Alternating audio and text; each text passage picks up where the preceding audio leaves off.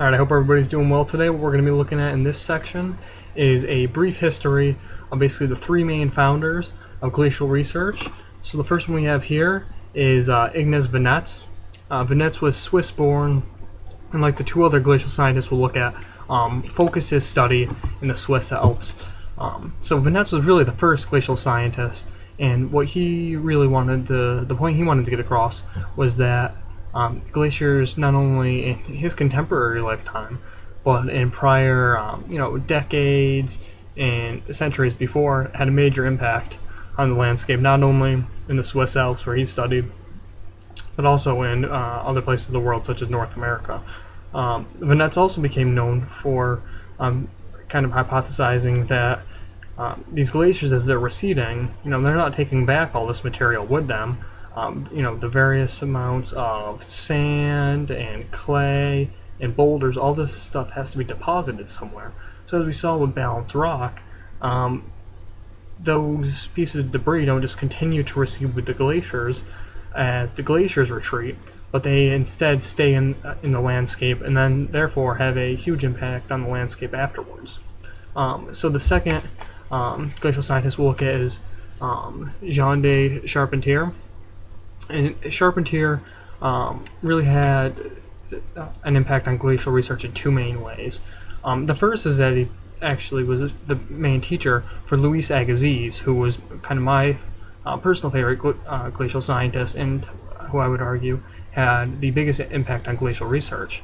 But for Charpentier himself, he came up with this idea that as the glaciers retreat, they have to be leaving some type of physical deposit on the landscape somewhere. And this is where we get the modern day concept of the moraine.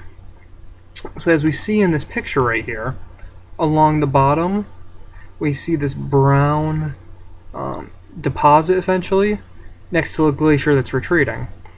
So, as noted earlier, these glacial deposits, these aren't just, small sand, silt, things like that. It's massive boulders like Balanced Rock, and because so much is left behind as these glaciers are retreating, it therefore has an impact on the remaining landscape. It means that animal and plant life will have to be adjusted to it afterwards, and that's something that Agassiz, who we're going to look at now, really began to discuss and look into. So Agassiz, as I had mentioned, my personal favorite in terms of glacial scientists, he really became the first glacial scientist to propose the idea of the Ice Age. So, as we know in kind of modern day science, the Ice Age is something that's commonly accepted. But in the mid-1800s, this was a theory that took a lot of kind of convincing, and the people who Agassiz really first had to convince was his teacher Charpentier and other kind of contemporary glacial scientists. So Agassiz, once he was able to do this and convince people that not only did an Ice Age exist, but likely happened multiple times throughout the history of the world, he began to go more in depth about the geography of where exactly glaciers had extended to, and also the impact it had on plant and animal life.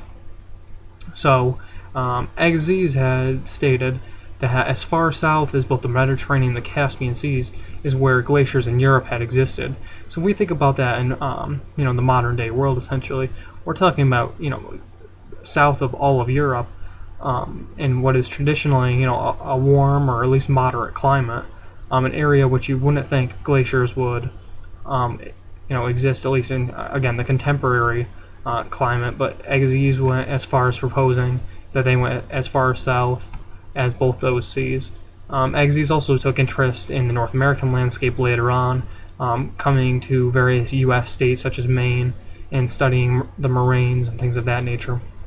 The last thing that is really worth mentioning about Agassiz is, aside from both the plant and animal life that he thought would be impacted as a result of glaciers and their retreat, he also concluded that the movement of glaciers was a kind of valuable asset of research to study.